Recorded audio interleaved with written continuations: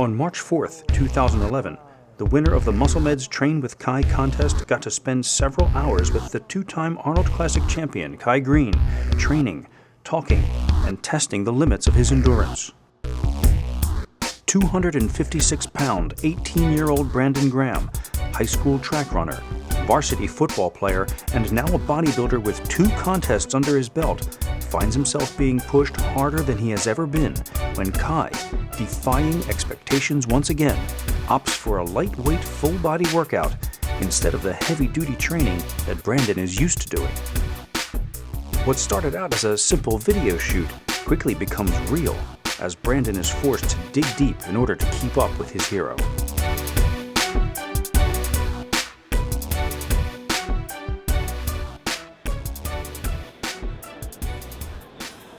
Kai Greene's recent decision to take some time off from competition and give his body a rest enabled him to be much more accessible at this year's Arnold Classic. But shaking hands and taking pictures was only part of it. Kai's sponsoring supplement company Muscle Meds conducted a Train with Kai essay contest in order to give one lucky bodybuilder a few hours of one-on-one instruction with Kai. The winner was Ohio resident Brandon Graham, who traveled with us to Metro Fitness Gym on Friday. We left the choice of workout up to Kai, but he was being somewhat secretive about which body part we would be training. Little did we know what we had in store. Not surprisingly, the lesson began with the very first steps on the treadmill. You're on the treadmill right now. You're not just thinking, okay, I gotta burn calories, I gotta get my heart rate up. This is an opportunity now to flex your hamstrings, flex your glutes, go down on your abdominals, contract your external obliques. So whatever it is that you need to do in order to get there and do that effortlessly and enjoy doing it, then you need to get that done. This isn't a warm-up. He said this is, part of the workout. He said this is not a warm-up, this is not cardio. This is our first exercise, basically. We're flexing our hamstrings and our glutes with each step. As those mechanics happen, external obliques begin to contract, and there's a slight twist that occurs in your body. Whether or not the world can see it, whether or not somebody else across the room will see it, the reality, though, is that that's what this man is doing. Little things like that, if nothing else, translate into more neurological control. So when he's actually doing a set of stiff-legged deadlifts, or he's doing a set of leg curls, or he's doing a set of squats, or he's doing a set of lunges, he's able to reap more benefit from the contractile effort and intensity of his muscles than a person that is oblivious to that and hasn't taken the time to develop the kind of neurological awareness within themselves to get that done. So if you haven't, and you probably haven't, become as aware of some of these things that I'm throwing at you right now, having only done 2 shows in your life, you'll see as you go on, you'll end up having to spend more time flexing, more time standing there, more time on stage thinking about what that looks like from the rear when the judges are watching, more time becoming more and more conscious of these things mechanically and neurologically. So here we are, we're at 12 minutes done. That's it. Now, that's not cardio. That's just getting ready. Yeah. All right. 20, 21, 22, 23, 24, 25, 26, 27, 28.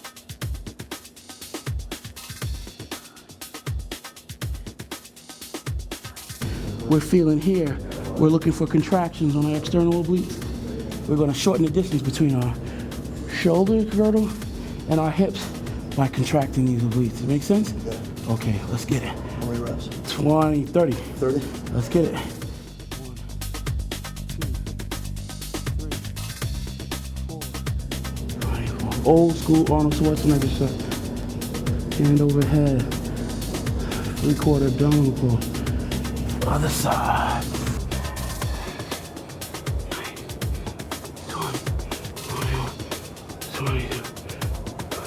I think about branch 1 when I do this one.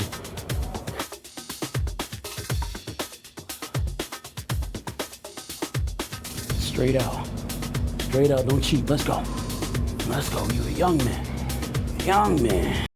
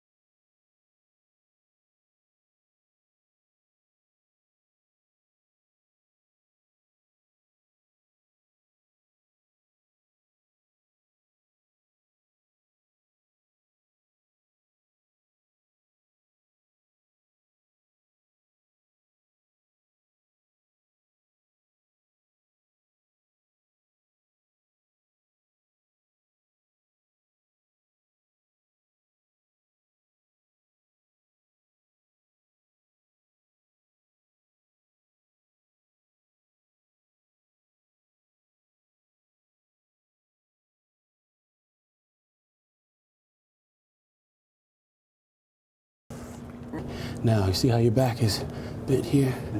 Round it out just a little bit. Just a little bit. So go from here to here, just for a second. You see? Good, good, good. All right, now from here, what I'm gonna do is I'm gonna rock back. From here, bend your elbow. Kick your hand. Yes. Room.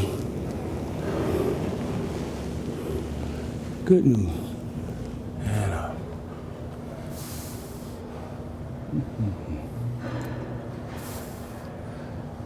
This is what I'm thinking. I'm stretching my abs. Any cramp that I would have gotten, I felt like I was on the verge of. Right now, this talks to it. This says, loosen up, little ab. You're okay. You can do more. Believe it or not, when you're doing those movements, a lot of times, your iliopsoas, these are the, so it's a small enough muscle because it's not nearly as large as your back or your lats or anything, but it's pretty tough muscle, and it's underneath your abs, you know? And a lot of times when we're doing a so-called abdominal work and we're not very conscious of making, you know, clear, distinct contractions in our abdominal region, we end up working that stuff without even thinking about it. But also, what comes into play to help you crunch and move is your rectus femoris, the muscles in the upper part of your quad. They attach to your pelvis. And this stretch for me always just speaks to stretching that out a little bit. It also helps me readjust my pelvis without having to have somebody crack it for me. From time to time, you'll have people that'll see me working in the gym too, and they may think, you know, what's that? That looks different. I mean, that guy doesn't know what he's doing. Until you become pro, and then it's like, hey, well, what was that you were doing? So I just get a nice little stretch going on there, believe it or not. It's also, when you're doing those side crunches, the right elbow, left knee, that kind of stuff, I believe it speaks to the totality of my abdominal, my rectus abdominis. And also, I'm more neurologically aware, again, of my rectus femoris, you know, and my sartorius. Now, why am I even talking about that?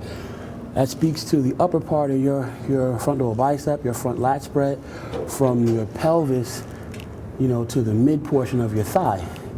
It's a very important area. Everything we just did addresses those shots, those poses, believe it or not. you will pull from the basic mechanics used here to complete those poses. Your front double bicep, your front lat spread, your quarter turns from the side. So, all right, we're gonna move on.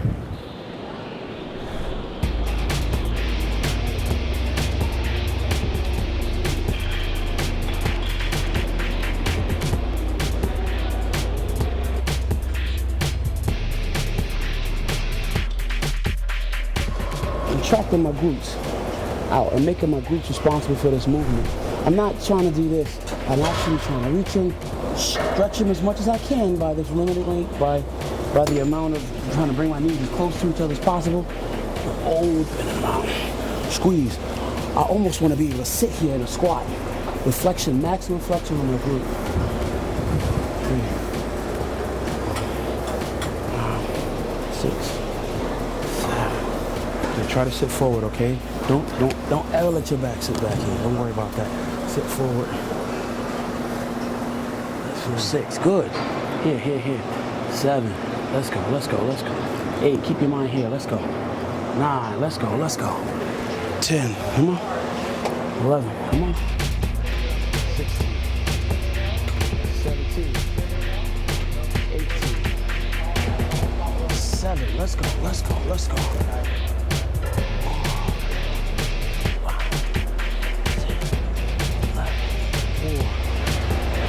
5, don't throw it. Squeeze it open. 6, 7, let's go. Here, let's go. 12, here, let's go. 2, just as wide. Let's go. All right, 1 second. Put your heels in the stirrup. You know what that allows you? Imagine when you're squatting, your power, you want to be able to drive your heel through the floor. Same thing. You probably don't feel your heels much in this, but truth be told, the placement of your heels, everything, it helps me consciously with my mind lead my knee, which leads my femur bones out in the right angle that it needs to be in order to activate my glute. Does that make any sense? Yeah. 4, think about squatting now. 5, yes. 7,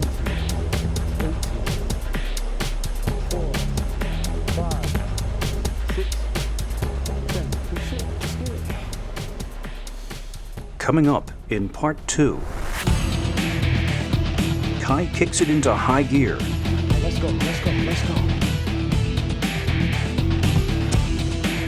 And Brandon reaches his moment of truth. I mean, I was lightheaded, exhausted, sweat running off my face. Without experiencing it before and really going through that, I don't see how anyone could be prepared for that.